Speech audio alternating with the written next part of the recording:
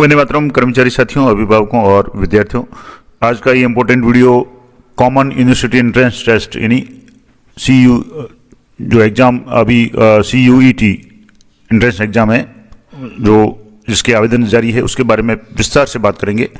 और इस वीडियो में मैं संपूर्ण जानकारी कॉमन यूनिवर्सिटी एंट्रेंस टेस्ट के बारे में बताऊंगा कि क्या तो इसकी फुल फॉर्म है या क्या इसका काम है, किसके द्वारा ये आयोजित किया जाता है, स्टूडेंट्स कौन कौन इसमें अप्लाई कर सकते हैं, क्या इसका रोल है, किस लिए ये एग्ज़ाम होता है, इसके बाद में एग्ज़ाम के समय में कौन से सब्जेक्ट आप ले सकते हैं, मार्किंग का क्या रहेगा, नेगेटिव मार्किंग क्या रहेगी, इसके अलावा मोड ऑफ एग्ज़ाम कैसे रहेगा, ऑनलाइन रहेगा ऑफलाइन रहेगा, इसके अलावा कितने प्रश्न आएंगे, टाइम क्या रहेगा, इसके अलावा फीस कितनी होगी, कैटेगरी वाइज अलग अलग फीस है वो, इसके अलावा कौन कौन सी यूनिवर्सिटी में आप इसकी एग्ज़ाम देख करके अपनी पात्रता हासिल कर सकते हैं या अपने क्वालिफाई के लिए कर सकते हैं। इसके अलावा रजिस्ट्रेशन यानी फॉर्म बनेंगे, उसका क्या प्रोसेस रहेगा, रजिस्ट्रेशन कैसे करना है, एप्लीकेशन फॉर्म, फोटो साइन किस तरीके से करना है, डॉक्यूमेंट्स वगैरह, कौन कौन से सब्जेक्ट्स मीडियम में आप अप्लाई कर सकते हैं, इसके अलावा पात्रता की क्या शर्त रहेगी, 12वीं पास कर सकते हैं या 12वीं अध्ययनरत कर सकते हैं, इसके अलावा रिजर्वेशन का क्या क्राइटेरिया रहेगा और एग्ज़ाम सिटीज़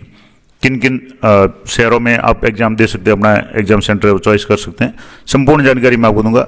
तो सबसे पहले तो बात करेंगे common university entrance test CUET UG, क्योंकि ये अंडर ग्रेजुएट प्रोग्राम के लिए है, PG के लिए अलग से इसका नोटिफिकेशन आता है तो वो बाद में बात करेंगे। अब इसके लिए जो मेन पेज है जिस पर आपको पहले रजिस्ट्रेशन करना है, उसके बाद में आपको अपना आवेदन है भरना है। अब ये जो एग्ज़ाम है ये राष्ट्रीय परीक्षा एजेंसी यानी NTA के द्वारा आयोजित किया जाता है और इसका मकसद है कि आप इसके माध्यम से जो भी आप स्कोर प्राप्त करेंगे उस स्कोर के आधार पर आप देश के सभी केंद्रीय विश्वविद्यालयों यानी सेंट्रल यूनिवर्सिटी में, इसके अलावा विभिन्न राज्यों की जो यूनिवर्सिटीज़ है और जो भी निजी और सरकारी, उन सभी यूनिवर्सिटीज़ में आप ज़्यादातर में और सभी केंद्रीय यूनिवर्सिटी में एग्ज़ाम के लिए आपके पास में स्कोर कार्ड आ जाएगा और उस यूनिवर्सिटी की आवश्यकता के अनुसार आप अपना आवेदन कर सकते हैं। अगर आपने CUET एग्ज़ाम है वो पास किया हो तो कहने का मतलब हुआ कि सभी सेंट्रल यूनिवर्सिटीज़ में और अधिकांश राज्यों की यूनिवर्सिटीज़ में अगर आपको एडमिशन लेना है तो आपके लिए CUET का फॉर्म भरना आवश्यक हो जाएगा। अब इसकी जो विज्ञप्ति आई है मैं आपको डिटेल बताऊँगा, कब से फॉर्म शुरू हो चुके हैं और अंतिम तारीख क्या है, फीस वगैरह क्या होगी। वीडियो लंबा जरूर होगा लेकिन मैं एक एक पॉइंट वाइज आपको क्लियर करने का प्रयास करूंगा और मेरा विश्वास है कि अगर आप ये वीडियो पूरा देख लेंगे तो उसके बाद में आपको कोई भी वीडियो देखने की आवश्यकता नहीं पड़ेगी। तो बात करेंगे common university entrance test CUET UG 2026 के बारे में। तो इसका नोटिफिकेशन जारी हो चुका है और इसमें जो डेट्स वगैरह है पहले तो आपको बता देता हूँ कब से फॉर्म शुरू है, क्या क्या है, उसके बाद में एक एक स्टेप बाय स्टेप और पूरी ऑथेंटिक जानकारी दूंगा। जो नोटिफिकेशन जारी हुआ उसी के आधार पर आपको जानकारी दूंगा। तो सबसे पहले बात करेंगे कि 13 मीडियम है यानी 13 भाषाओं में आप अपना एग्ज़ाम दे सकते हैं। ऑनलाइन जो फॉर्म है वो शुरू हो चुके हैं 3 जनवरी से लेकर के 30 जनवरी तक, यानी अभी जैसे आज 18 तारीख होगी, 30 तारीख तक आप अपना आवेदन है वो रात्रि 11:50 तक कर सकते हैं। और अगर फीस जो भरने की बात है तो 31 जनवरी की लास्ट रात्रि 11:50 तक आप फीस है वो ऑनलाइन सबमिट कर सकते हैं। ऑनलाइन सबमिट फीस करेंगे तभी आपका फॉर्म है फाइनल सबमिट माना जाएगा। इसके बाद में अगर फिर भी आपने फॉर्म भर दिया और कुछ प्रॉब्लम रहेगी, आप कुछ करेक्शन करना चाहते हैं तो करेक्शन के लिए आपको 2 से 4 फरवरी का समय मिलेगा। तो 2 फरवरी, 3 फरवरी और 4 फरवरी को आप करेक्शन कर सकते हैं जो भी कुछ है। इसके अलावा announcement of exam city exam यानी जो भी है वो बाद में घोषित किया जाएगा आपको कौन से शहर में एग्जाम देना है, और एडमिट कार्ड है वो भी आपको वेबसाइट से डाउनलोड करने पड़ेंगे। अब बात करेंगे एग्जाम की, तो जो एग्जाम की टेंटेटिव डेट है यानी संभावित परीक्षा है वो है 11 मई से लेकर के 31 मई तक विभिन्न पारियों में विभिन्न दिनों में होगी, क्योंकि इसमें बहुत सारे सब्जेक्ट्स होते हैं और इसमें पेपर्स वगैरह खूब सारे होते हैं। तो आपका पेपर किस किस दिन होगा वो आप जरूर चेक कर लें। इसके अलावा जो भी 500 की वगैरह जो होगी वो उसकी डेट है वो बाद में घोषित की जाएगी। अब बात करेंगे फीस की, तो सीधी सी बात है कि CUET जो एग्ज़ाम है इसमें आप मिनिमम आपको 3 सब्जेक्ट तो लेने हैं, उसके अलावा आप 2 सब्जेक्ट एक्स्ट्रा ले सकते हैं और मैक्सिमम आप 5 सब्जेक्ट ले सकते हैं। अब 5 सब्जेक्ट के लिए क्या रहेगा, तो जनरल कैंडिडेट जो भी है उनके लिए 3 पेपर के लिए अप टू 3 सब्जेक्ट्स 3000 रुपये है। उसके बाद अगर आप एक्स्ट्रा पेपर लेते हैं तो 400 रुपये पर पेपर है। यानी मान लो आप, जैसे इसमें मैं आपको पैटर्न भी बता दूंगा कि एक कैंडिडेट है मैक्सिमम 5 सब्जेक्ट ले सकता है। अब मान लो आपने 3 तो सब्जेक्ट ले लिए जो डोमेन में होते हैं, तो डोमेन क्या होगा वो मैं आपको बता दूंगा। तो लैंग्वेज के होंगे, डोमेन के होंगे और एक जीके का पेपर होगा। तो 3 तरह से इसका डिवाइडेशन किया हुआ है। तो जैसे जनरल कैंडिडेट है उसको 1000 रुपये, तो 3 सब्जेक्ट के। इसके अलावा अगर एक पेपर एक्स्ट्रा लेता है तो 400 और 2 पेपर एक्स्ट्रा लेता है तो 800 रुपये देने पड़ेंगे। ओबीसी और ईडब्ल्यूएस, ओबीसी में नॉन क्रीमी और ईडब्ल्यूएस के लिए 900 रुपये 3 सब्जेक्ट के और 375 रुपये प्रत्येक विषय के हिसाब से एक्स्ट्रा देने पड़ेंगे। एसटी, एससी और दिव्यांगजन है, थर्ड जेंडर जो वगैरह जो भी है, उनके 800 रुपये फीस है और उसके बाद में 3 सब्जेक्ट की और उसके बाद में 350 रुपये प्रति सब्जेक्ट। और अगर कोई कैंडिडेट जो आउटसाइड इंडिया यानी विदेश में रह करके एग्जाम देना चाहता है या बाहर के विदेश के सेंटर में एग्जाम देना चाहता है तो उनके लिए 3 सब्जेक्ट के 4500 रुपये है और उसके अलावा जो एक्स्ट्रा फीस है, सब्जेक्ट की जो फीस है वो है 1800 रुपये पर सब्जेक्ट। तो ये तो होगी फीस की बात। अब मान लो मैं आपको बता दूंगा सब्जेक्ट का चयन का क्या आधार रहता है या कैसे करना है। तो उसके लिए सीधी सी बात है कि 3 तो डोमेन है वो आप सेलेक्ट करने हैं। इसके अलावा एक सब्जेक्ट आप लैंग्वेज का सिलेक्ट कर सकते हैं और एक जीके का, क्योंकि ज़्यादातर जो भी यूनिवर्सिटीज़ है उनमें एडमिशन के लिए या तो स्कोर जो मांगा जाता है, कुछ यूनिवर्सिटीज़ में डोमेन के 3 सब्जेक्ट का मांगा जाता है, कुछ यूनिवर्सिटी में 1 या 2 डोमेन के माना जाता है और एक जीके के पेपर का माना जाता है, किसी यूनिवर्सिटी में एक लैंग्वेज एक डोमेन इस तरीके से जो मांगा जाता है। तो अगर आप कॉम्बिनेशन के रूप में 5 सब्जेक्ट लेते हैं जिसमें एक लैंग्वेज ले लें, 3 सब्जेक्ट आपके जो 12वीं में है वो ले लें और एक जीके का अगर कर लेते हैं तो आप भारत के अधिकांश यूनिवर्सिटी में, खास करके सेंट्रल यूनिवर्सिटी में एग्जाम के लिए भी अपना फॉर्म है वो एडमिशन के लिए अप्लाई कर पाएंगे, यानी आप पात्रता हासिल कर लेंगे। तो और आगे डिटेल में इसमें अगर जरूरत होगी तो मैं अलग से वीडियो बना दूंगा। अब बात करेंगे कि ये क्या पैटर्न रहेगा। तो रजिस्ट्रेशन है, ऑनलाइन है, वो साइट पे है। सब्जेक्ट की बात करें तो टोटल 37 सब्जेक्ट है, 37 सब्जेक्ट है, जिसमें से 13 लैंग्वेज है। तो आप किसी भी लैंग्वेज का एग्जाम या फॉर्म भर सकते हैं। इसके अलावा 13 डोमेन सब्जेक्ट है और 13 डोमेन सब्जेक्ट का मतलब हो गया कि जो आप 12वीं में पढ़ रहे हैं, अगर मान लो आप आर्ट्स के हैं तो आप हिस्ट्री, पॉलिटिकल, हिंदी साहित्य है, ज्योग्राफी है वगैरह, जो भी सब्जेक्ट जो इसमें दिए होंगे वो 3 सब्जेक्ट आप सेलेक्ट कर सकते हैं, वो डोमेन हो गए। अगर आप साइंस फैकल्टी में हैं तो फिजिक्स, केमिस्ट्री, बायो हो सकता है, फिजिक्स, केमिस्ट्री, मैथ्स हो सकता है, या आप कॉमर्स के हैं तो कॉमर्स के सब्जेक्ट हो सकते हैं। तो वो सब्जेक्ट है डोमेन सब्जेक्ट कहलाएंगे। प्लस एक है वो जनरल एप्टीट्यूड टेस्ट, यानी जीके का सवाल है, जीके का पेपर होगा, तो वो भी आप सेलेक्ट कर सकते हैं। तो अगर आप सेलेक्ट करना चाहें तो एक लैंग्वेज कर लें, 3 डोमेन सब्जेक्ट कर लें और एक जीके कर लें, तो आप अधिकांश यूनिवर्सिटी की पात्रता है वो हासिल कर लेंगे। अब मीडियम की बात करें तो आप 13 लैंग्वेज में, इंडियन 13 लैंग्वेज है, असमीज है, बंगाली है, इंग्लिश है, गुजराती, हिंदी, कन्नड़ा, मलयालम, मराठी, पंजाबी, उड़िया, तमिल, तेलुगु और उर्दू, इन 13 भाषाओं में आप अपना एग्जाम दे सकते हैं। आपको जो पेपर मिलेगा वो बाईलिंगुअल मिलेगा, यानी 2 भाषाओं में मिलेगा। जैसे मान लो आपकी लोकल भाषा आप हिंदी मीडियम के हैं तो आपको हिंदी और इंग्लिश में मिलेगा। अगर आप साउथ की कोई भाषा सेलेक्ट कर रहे हैं, वहाँ से अगर फॉर्म भर रहे हैं तो आपको तेलुगु और इंग्लिश मिलेगा। तो कुल मिला के ये हो गया। अब लैंग्वेज सब्जेक्ट कौन कौन से हैं या डोमेन सब्जेक्ट कौन कौन से हैं, मैं आपको थोड़ा सा इसमें बता देता हूँ कि लैंग्वेज सब्जेक्ट है वो language to be tested through the reading comprehension, यानी लैंग्वेज में क्या आधार रहेगा कि जो रीडिंग है उसकी कम्प्रीहेंशन है और पैसेज वगैरह है, लिटरेचर और नैरेटिव वगैरह है, इसके बारे में जो भी सिलेबस होगा। कहने का मतलब हुआ 12वीं तक की जो विषय है आपकी हिंदी, इंग्लिश जो भी 12वीं में है वो लैंग्वेज के रूप में आप ले सकते हैं। डोमेन सब्जेक्ट की बात करें तो डोमेन सब्जेक्ट का जो भी सिलेबस होगा वो एनसीईआरटी के सिलेबस का ही होगा, यानी एनसीईआरटी होगी। अब राजस्थान की बात करें तो राजस्थान में जैसे 12वीं क्लास में आपके जो सब्जेक्ट सिलेबस चल रहा है एनसीईआरटी का, पॉलिटिकल साइंस की बात करें तो पॉलिटिकल साइंस की जो भी बुक्स आपके चल रही है 12वीं में वही सिलेबस है।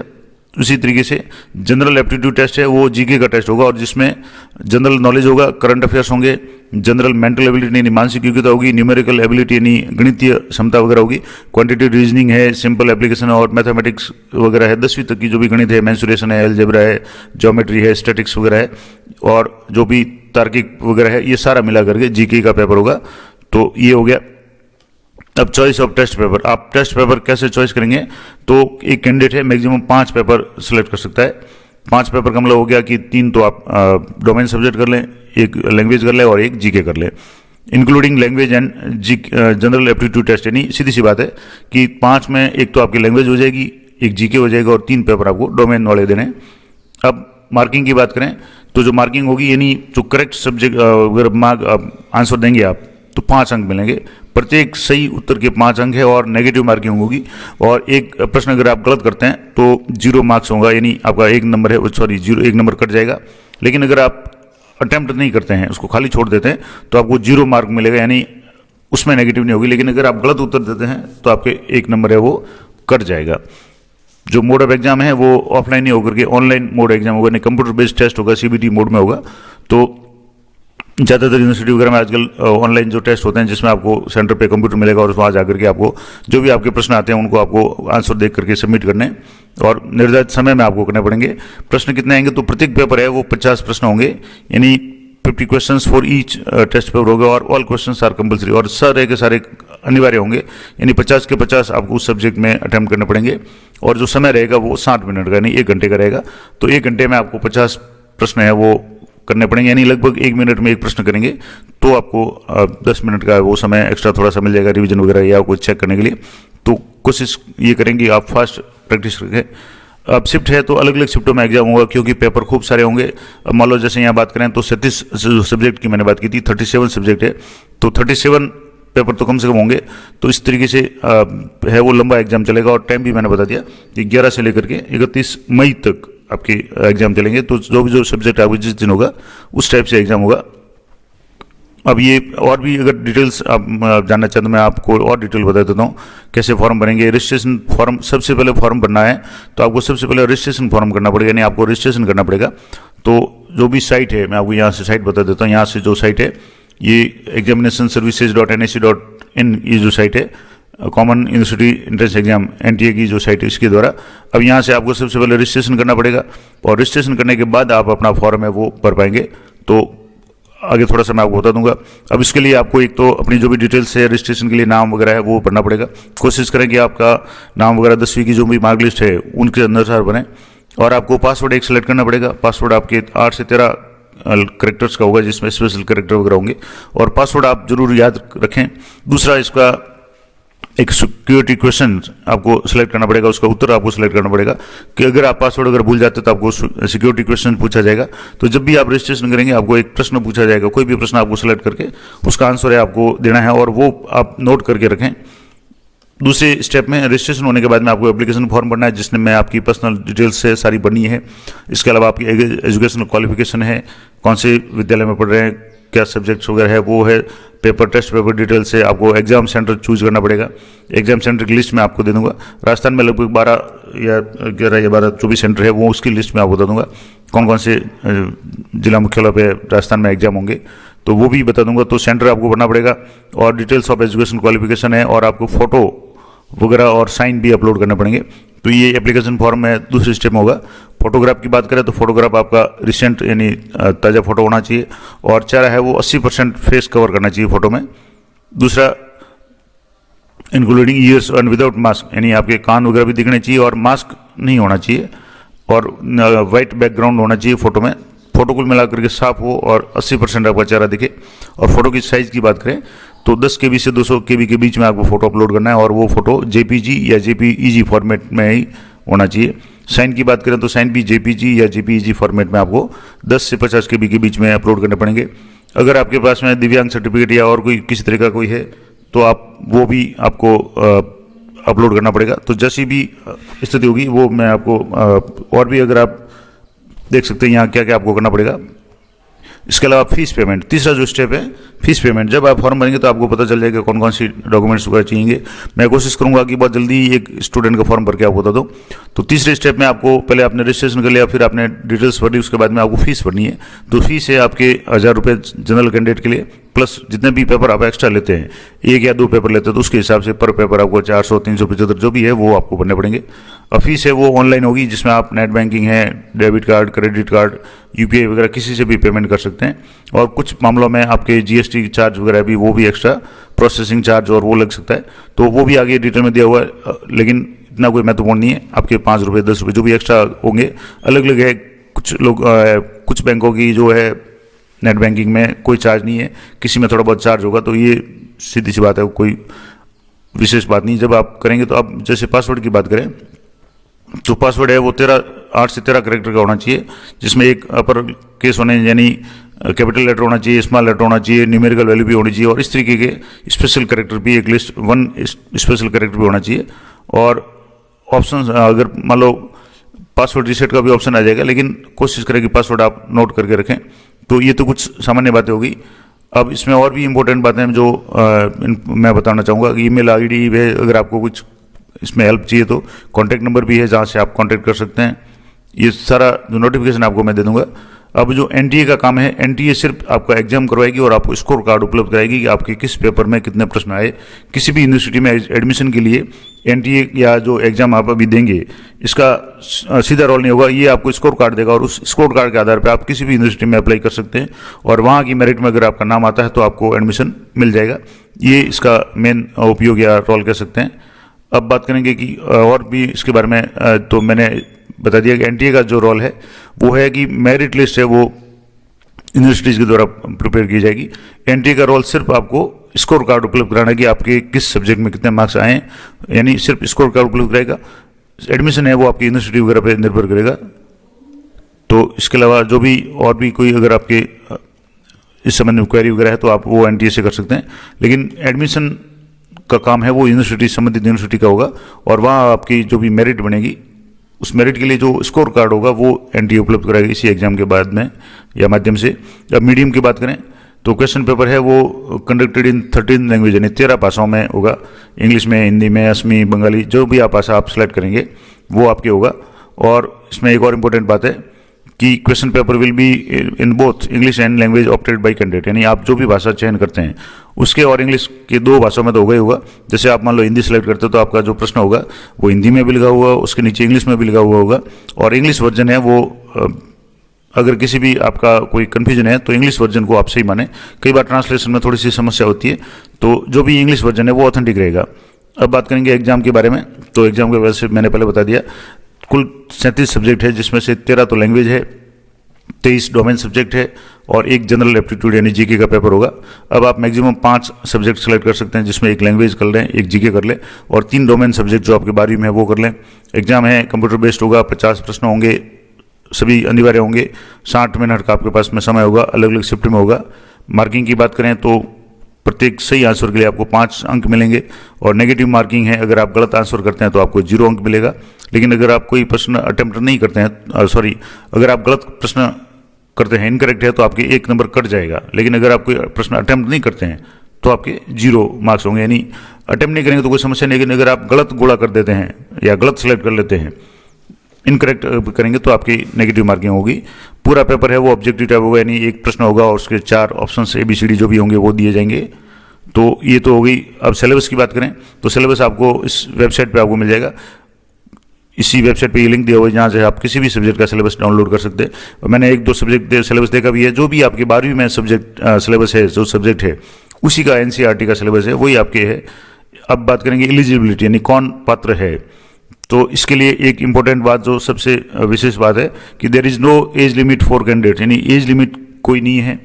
Candidate who have passed 12th और इक्विवेलेंट एग्जाम, यानी जो बच्चे 12वीं उत्तीर्ण कर चुके हैं या आर अपेयरिंग इन 2026, यानी इस बार अभी 12वीं में अध्ययनरत है और 2026 की 12वीं परीक्षा में एग्जाम देने जा रहे हैं, वो भी इसमें अप्लाई कर सकते हैं। लेकिन आपको जो भी यूनिवर्सिटी का जो क्राइटेरिया होगा वो आपको फुलफिल करना पड़ेगा। यानी कई यूनिवर्सिटी है वो 12वीं में परसेंटेज की एक लिमिट रखते हैं कि 12वीं में परसेंटेज 50% होना चाहिए, 40% होना चाहिए, तो वो आप अपने हिसाब से देख लें। बाकी एग्जाम देने के लिए, यानी जो CUET एग्जाम देना है उसके लिए आपके सिर्फ 12वीं में उत्तीर्ण होना या 12वीं में अध्ययनरत होना आवश्यक है। अब यूनिवर्सिटी है वो, जैसे इसमें लिखा हुआ है कि एज क्राइटेरिया है और परसेंटेज का जो क्राइटेरिया है वो यूनिवर्सिटी के आधार पर निर्भर करेगा। कुछ यूनिवर्सिटी जिसमें कुछ रेस्ट्रिक्शन लगा सकती है, तो वो अलग बात है। अब है क्वालिफाइंग एग्जामिनेशन, यानी जो फाइनल एग्जामिनेशन है 12वीं 10+2 सिस्टम के बाद में, तो वो आप स्टेट बोर्ड से, central board of education CBSE से, कहीं से भी आप हो सकता है। तो ये कुल मिलाकर के आपके 12वीं अध्ययनरत या 12वीं उत्तीर्ण होना चाहिए, वो अप्लाई कर सकता है, एज लिमिट नहीं है। अब बात करेंगे कि क्वालिफाइंग वगैरह, ये तो सारा हो गया। और भी इंपॉर्टेंट बात, एक तो सेंटर के बारे में बात करूँगा। अब रिजर्वेशन की बात करेंगे तो जो भी भारतीय नागरिक है उनको कैटेगरी के अनुसार OBC, non creamy, general, EWS, SC, ST, PWD, यानी जो भी दिव्यांगजन है उन सभी को जो भी भारत सरकार के जो भी रूल्स है government of India, state government के, उसके अनुसार आपको फायदा मिलेगा। और पर्सन्स विद डिसेबिलिटी, यानी जो दिव्यांगजन है उनको भी स्पेशल जो भी छूट मिलती है वो मिलेगी। और इसके अलावा दिव्यांगजन के लिए कम से कम 40% दिव्यांगता का सर्टिफिकेट होना जरूरी है, तभी वो दिव्यांग माना जाएगा। ये सामान्य नियम है, तो ये तो सब आपको पता है, ज़्यादातर लोगों को पता होगा। अब जो भी और भी इम्पोर्टेंट बातें इसमें मैं आपको बताने का प्रयास कर रहा हूँ, तो थोड़ा सा इसमें ये पूरी आपके 96 पेज की जो है PDF है, उसमें आपको चॉइस ऑफ एग्जाम की बात करेंगे। तो एग्जाम है, आप अपने राज्य का कोई भी एग्जाम सेंटर है वो चॉइस कर सकते हैं, 1 या 2 3 जो भी चॉइस आपकी भरी जाएगी, वो जब फॉर्म भरेंगे तो मैं आपको बता दूंगा।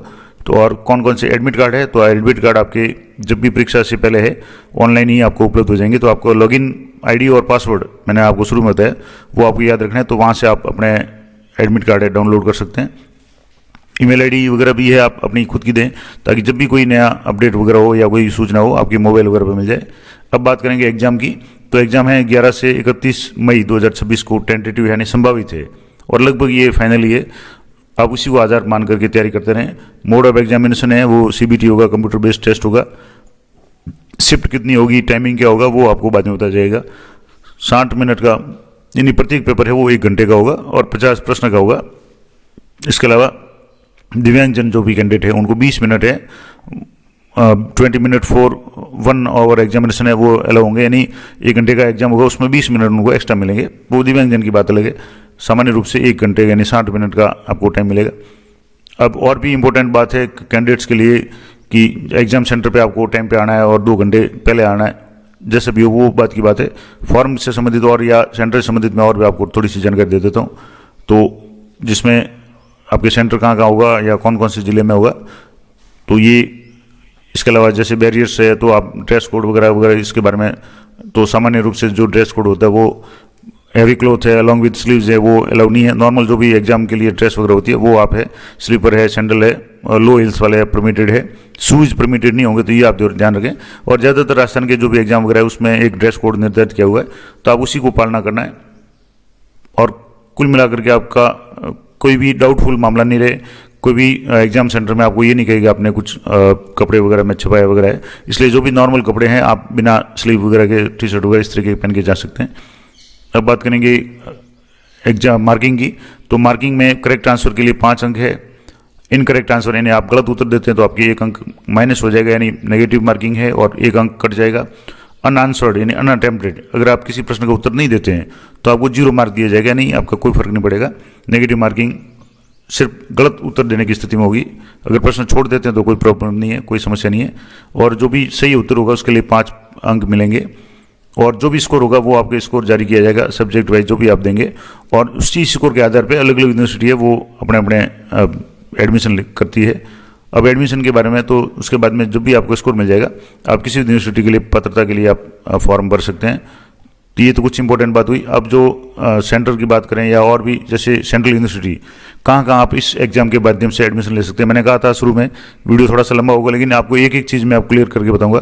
तो सेंट्रल यूनिवर्सिटी है, 48 यूनिवर्सिटीज है जो सेंट्रल केंद्रीय विश्वविद्यालय, जहाँ एडमिशन लेना है तो आपको CUET का एग्जाम पास करना पड़ेगा, जिसमें अलीगढ़ मुस्लिम यूनिवर्सिटी है, असम यूनिवर्सिटी है, बाबा साहब भीमराव अम्बेडकर यूनिवर्सिटी है, बनारस यूनिवर्सिटी है, सेंट्रल संस्कृत यूनिवर्सिटी है, central tribal university of Andhra Pradesh है, central university of Andhra Pradesh है, university of Gujarat, university of Haryana, Himachal Pradesh, Jammu Kashmir, Karnataka वगैरह की जो भी सेंट्रल यूनिवर्सिटीज है, राजस्थान की सेंट्रल यूनिवर्सिटी है, ये सभी जो भी सेंट्रल यूनिवर्सिटीज है पूरी के पूरी इंडिया की, Indira Gandhi national tribal university है, मध्य प्रदेश की जामिया मिलिया इस्लामिया है, जवाहरलाल नेहरू यूनिवर्सिटी है, महात्मा गांधी अंतर्राष्ट्रीय हिंदी विश्वविद्यालय है, महात्मा गांधी सेंट्रल यूनिवर्सिटी और मणिपुर यूनिवर्सिटी। इसके अलावा और भी है जिसमें मौलाना आज़ाद नेशनल उर्दू यूनिवर्सिटी है, मिजोरम यूनिवर्सिटी नागालैंड वगैरह, राजीव गांधी नेशनल यूनिवर्सिटी वगैरह, Shri Lal Bahadur Shastri national Sanskrit university, Sikkim university वगैरह, और कुल मिलाकर के 48 विश्व भारती यूनिवर्सिटी के साथ में, और यूनिवर्सिटी ऑफ दिल्ली है, यूनिवर्सिटी ऑफ इलाहाबाद है, 48 केंद्रीय विश्वविद्यालयों में। इसके अलावा विभिन्न राज्यों की सरकारी और जो निजी विश्वविद्यालय है उनमें एडमिशन के लिए आपको CUET का एग्जाम है पास करना जरूरी है। तो ये इसमें लिखा हुआ कि CUET UG 2026 mean for admission to PG program, यानी UG प्रोग्राम जो भी होंगे वो अलग अलग सेंट्रल यूनिवर्सिटी के अलावा, इसके अलावा स्पेसिफिक जो यूनिवर्सिटी जो है जो प्राइवेट या सरकार अन्य राज्यों की होगी उनके लिए ये पूरा एग्जाम होगा, और आप उसके लिए पात्रता है वो हासिल कर लेंगे अगर आप एग्जाम देते हैं तो। अब सब्जेक्ट की बात करें तो जो मैंने लैंग्वेज बताई थी, जो 13 लैंग्वेज है उसमें आपके इंग्लिश है, हिंदी है, असमी है, बंगाली, गुजराती, कन्नड़, मलयालम, मराठी, इसके अलावा उड़िया, है पंजाबी, तमिल, तेलुगु और उर्दू। अब सब्जेक्ट की बात करें, जो 23 डोमेन सब्जेक्ट है उसमें कौन कौन से हैं। अब इसमें एक जरूर यहाँ ध्यान रखें कि इंग्लिश लिटरेचर वगैरह नहीं होगा, तो मैं आपको दोबारा बता देता हूँ कौन कौन से सब्जेक्ट है जिसमें से आप 3 सब्जेक्ट सेलेक्ट कर सकते हैं। कोशिश ये करें और लगभग 12वीं के जो भी सब्जेक्ट आप वही सिलेक्ट करें। अकाउंटेंसी, बुक कीपिंग है, इसके अलावा एग्रीकल्चर है, एंथ्रोपोलॉजी है, बायोलॉजी है, इसके अलावा बिजनेस स्टडीज है, केमिस्ट्री है, एनवायरमेंटल साइंस है, कंप्यूटर साइंस है, इकोनॉमिक्स है, फाइन आर्ट्स है, ज्योग्राफी है, जियोलॉजी, हिस्ट्री, होम साइंस और जैसे knowledge, tradition, practice in India है, मास मीडिया कम्युनिकेशन है, मैथ्स है, आर्ट्स में है, ड्रामा, म्यूजिक वगैरह है, फिजिकल एजुकेशन है, योगा, स्पोर्ट्स है, फिजिक्स है, पॉलिटिकल साइंस है, साइकोलॉजी है, संस्कृत है, अब संस्कृत लैंग्वेज में भी है, ये थोड़ा देख लें, सोशियोलॉजी है, और जनरल एप्टीट्यूड का जो पेपर है वो अलग होगा, उसके लिए आपको अलग से फॉर्म भरना पड़ेगा, यानी फीस देनी पड़ेगी। तो ये कुछ 23 जो सब्जेक्ट है, उन सब्जेक्ट डोमेन सब्जेक्ट में से आपको 3 सब्जेक्ट है वो आपको सिलेक्ट करने पड़ेंगे। अब इसमें यहाँ आपने देखा तो जैसे इंग्लिश लैंग्वेज वगैरह वो सब्जेक्ट नहीं है, तो इसको आप जरूर गौर कर लें। तो जैसे भी है, अब इसमें और भी इंपॉर्टेंट बात, सेंटर की बात करेंगे तो आपके अलग अलग राज्यों में अलग अलग सेंटर दिए हुए हैं। तो जैसे पूरे देश में विभिन्न जो भी शहर है उनमें सेंटर है। अब जैसे मैं ज़्यादातर जो भी स्टूडेंट राजस्थान के हैं तो उनके लिए मैं आपको बताता हूँ कि राजस्थान में लगभग 11-12 सेंटर जो भी है वो कौन कौन से हैं। तो यहाँ से जो लिस्ट है इसमें राजस्थान की बात करें तो अजमेर है, भरतपुर है, भीलवाड़ा है, बीकानेर, दौसा, हनुमानगढ़, जयपुर, जोधपुर, कोटा, सीकर, श्रीगंगानगर, उदयपुर, ये जो है 11 या 12 सेंटर है ये राजस्थान में। इसके अलावा अलग अलग जो भी राज्य है जैसे तमिलनाडु में चेन्नई, कोयम्बटूर है वगैरह जो भी है, इस तरीके से अधिकांश राज्यों में जो भी इसके सेंटर है वो है। तो जहाँ से भी आप है, जिस राज्य से वो आप अपना सेंटर है। इसके अलावा विदेशों में भी इसके जो सेंटर है जैसे कतर में है, सऊदी अरब में है, सिंगापुर में है, यूएई में है, वाशिंगटन डीसी में यानी अमेरिका में है, शारजा में है। तो ये कुछ आउट ऑफ इंडिया सेंटर है। उसके लिए मैंने आपको बताया कि आउट ऑफ इंडिया के सेंटर का फीस भी 4500 रुपये है। अब मान लो फॉर्म भरेंगे तो फीस के रूप में नेट बैंकिंग अगर HDFC की काम में लेंगे तो कोई भी अदर चार्ज वगैरह नहीं होगा। इस तरीके से डेबिट कार्ड, क्रेडिट कार्ड वगैरह किसी में चार्ज होगा, किसी में ट्रांजैक्शन 2000 तक है तो कोई चार्ज नहीं होगा। कोई भी टेक्निकल इशू आता है तो आप जो ये नंबर दिए हुए हैं इस ईमेल नंबर पे या आपके इस मोबाइल नंबर पे आप संपर्क कर सकते हैं। तो ये तो कुछ फीस की बात हो गई। तो मैंने सेंटर बता दिए। इसके अलावा आपका कोई भी अगर पेमेंट इशू संबंधी कोई समस्या है तो उसके बारे में भी डिटेल में दिया हुआ है। तो ये पूरा मैंने आपको विस्तार से बता दिया। वीडियो काफ़ी लंबा हो गया लेकिन मैंने आपको बता दिया कि ये जो फॉर्म है आप 31 तारीख तक अनिवार्य रूप से भर दें। इसके अलावा सब्जेक्ट आप ध्यान से सेलेक्ट करें। कोशिश करें कि आप एक लैंग्वेज, 3 डोमेन सब्जेक्ट और एक जीके का कर लें ताकि आप ज़्यादातर यूनिवर्सिटी की पात्रता हासिल कर लें। इसके अलावा जो भी मैक्सिमम 5 सब्जेक्ट कर सकते हैं, आप 3 भी भर सकते हैं, वो आपकी इच्छा है। इसके अलावा मार्किंग की बात करें तो 5 अंक एक प्रश्न का होगा और नेगेटिव मार्किंग होगी गलत उत्तर के लिए। CBT मोड पे होगा। 50 प्रश्न होंगे प्रत्येक पेपर में। आप जैसे 3 सब्जेक्ट करते हैं हिस्ट्री, पॉलिटिकल वगैरह, तो उसमें आपके 50-50 प्रश्न होंगे और 60 मिनट का आपको 1 घंटे का समय मिलेगा। अलग अलग शिफ्ट में होंगे। फीस मैंने आपको बता दी। एडमिशन के लिए 48 सेंट्रल यूनिवर्सिटी और इसके अलावा विभिन्न राज्यों की यूनिवर्सिटी है, प्राइवेट यूनिवर्सिटी है, उसमें आप आवेदन कर सकते हैं। इस एग्जाम को पास करने के बाद में उसके स्कोर के आधार पर फॉर्म भरने के लिए मैं आपको थोड़ा सा बता देता हूँ। यहाँ से जैसे इस साइट पे जाएंगे तो यहाँ फॉर्म आपको 4 स्टेप में भरेंगे। पहले आपको पंजीकरण के लिए आवेदन करना है, उसके बाद में ऑनलाइन आवेदन भरना है, उसके बाद में परीक्षा शुल्क का भुगतान करना है, उसके बाद में आपको डाउनलोड कन्फर्मेशन पेज आपको डाउनलोड करना है, यानी आपका भरा हुआ फॉर्म वो डाउनलोड हो जाएगा। अब रजिस्ट्रेशन की बात करते हैं। यहाँ से जैसे न्यू रजिस्ट्रेशन पर आप क्लिक करेंगे तो आपकी कुछ इंपॉर्टेंट जानकारी आपको भरनी पड़ेगी और उसके लिए यहाँ से जैसे है ये पूरा आपका आ गया एक्टिव एग्जाम वगैरह, ये और भी है जैसे ये जो भी एग्ज़ाम आप देना चाहें। जैसे यहाँ से आपको फॉर्म भरने का पूरा है, ये जैसे मेन पेज पे जाएंगे तो यहाँ से आपको फॉर्म भरना है। मैं अगले वीडियो में आपको पूरा फॉर्म वगैरह भर करके आपको पूरा डिटेल में बताने का प्रयास करूँगा कि किस तरीके से आप फॉर्म भर सकते हैं। तो ये पूरा मैंने आपको बता दिया कि common university entrance test exam के बारे में संपूर्ण जानकारी बता दी। आशा करता हूँ ये जानकारी आपकी उपयोगी रहेगी। इसमें अगर आपकी कोई भी क्वेरी है तो आप कमेंट कर सकते हैं। मैं जब भी समय मिलेगा उत्तर देने का प्रयास करूँगा। जानकारी अच्छी उपयोगी लगे तो वीडियो को लाइक जरूर करें, शेयर करें। मिलते हैं नेक्स्ट वीडियो में, तब तक जय हिंद, जय भारत।